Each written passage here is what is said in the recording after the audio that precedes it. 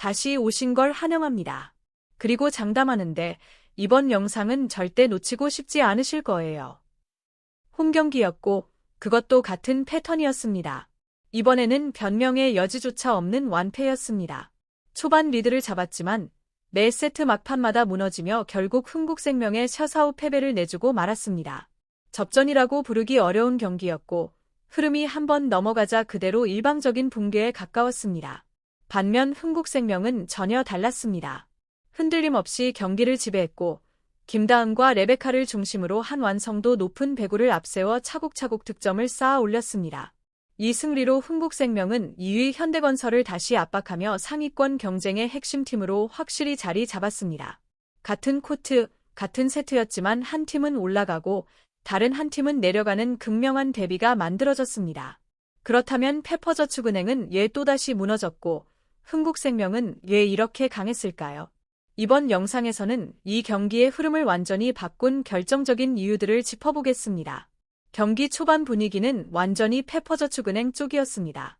조이와 박은서를 앞세운 페퍼는 순식간에 7대1까지 달아나며 흥국생명의 리시브와 수비를 흔들었습니다.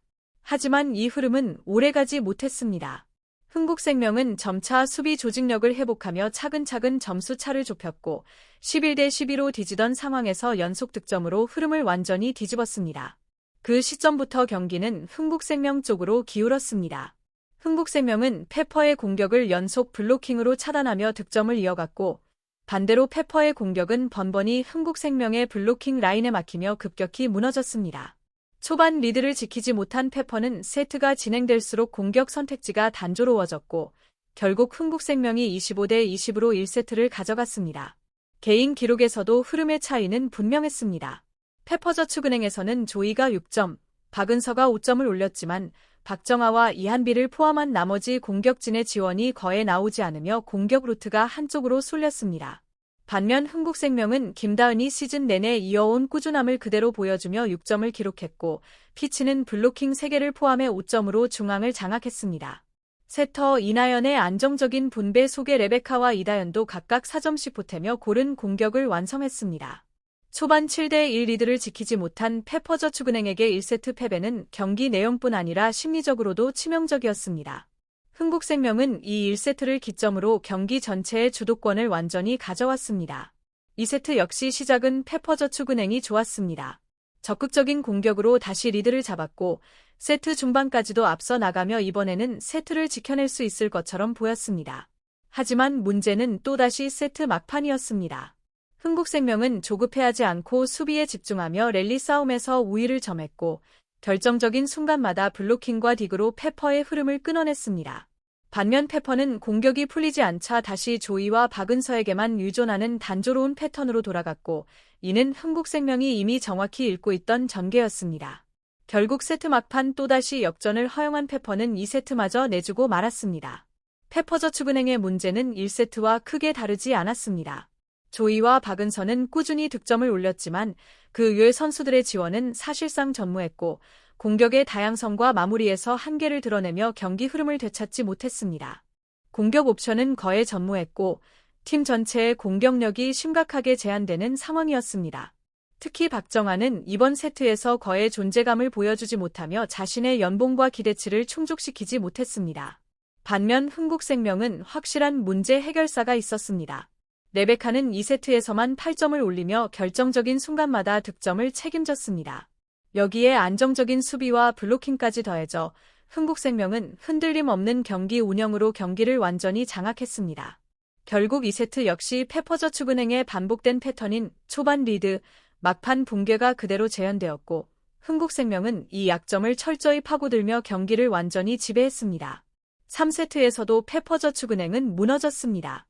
이번에는 단순 패배를 넘어 안타까움까지 느껴지는 경기력이었습니다. 3세트 초반 페퍼는 나름대로 나쁘지 않은 출발을 보였지만 세트 막판 문제가 다시 반복되었습니다. 득점을 쌓아 올렸음에도 불구하고 결정적인 순간마다 실수와 단조로운 공격 선택이 이어졌고 결국 또 한 번의 충격적인 패배로 이어졌습니다. 특히 이 장면은 더욱 마음 아팠습니다. 홈 경기였고 이미 2세트를 내준 상황에서도 페퍼는 전혀 개선된 모습을 보여주지 못했습니다. 공격은 여전히 조이에게 집중되었고 그녀가 상대 블로킹에 막히는 장면이 반복되었습니다. 나머지 공격 자원들은 끝내 흐름을 바꾸지 못했고 팀 전체가 점점 기세를 잃으며 경기를 내주고 말았습니다. 이 세트는 그야말로 압도적인 경기력 차이를 보여준 세트였습니다. 반면 흥국생명은 완전히 다른 모습을 보였습니다.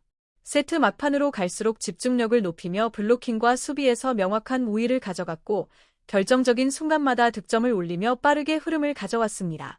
결국 세 세트 모두에서 경기 흐름을 장악하며 셧아웃 승리를 거두었습니다. 이 승리로 흥국생명은 상승세를 이어가며 2위 현대건설과 격차를 좁혔습니다. 반대로 페퍼저축은행은 홈경기에서 무기력하게 무너지며 3연패에 빠졌습니다. 이번 경기는 페퍼의 현실을 적나라하게 보여준 충격적인 경기였고 초반 리드조차 지키지 못한 팀의 한계를 드러냈습니다. 결국 이 경기는 우연이나 하루 컨디션의 문제가 아니었습니다. 흥국생명은 이길 수밖에 없는 팀이었고 페퍼저축은행은 지도록 정해진 팀이었습니다. 세 세트 내내 페퍼저축은행은 동일한 장면을 반복했습니다. 초반에는 앞서가는 듯했지만 세트 후반으로 갈수록 공격은 막히고 리시브는 흔들리며 득점 루트가 완전히 차단되었습니다. 그 순간부터 경기는 사실상 끝이 난 것이나 마찬가지였습니다. 조이와 박은서는 더 이상 버티지 못했고 나머지 선수들의 존재감은 거의 느껴지지 않았습니다. 특히 고액 연봉 베테랑들이 중요한 순간마다 침묵하면서 팀 붕괴는 더욱 심화되었습니다.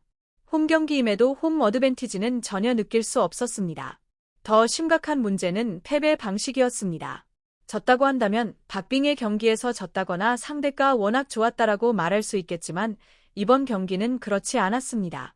페퍼는 세트 막판마다 반복적으로 역전을 허용하며 집중력과 조직력, 정신력이 제대로 작동하지 않았음을 명확히 보여주었습니다. 이제는 실망스럽다라는 표현조차 사치처럼 느껴질 정도입니다. 반면 시청해 주셔서 감사합니다.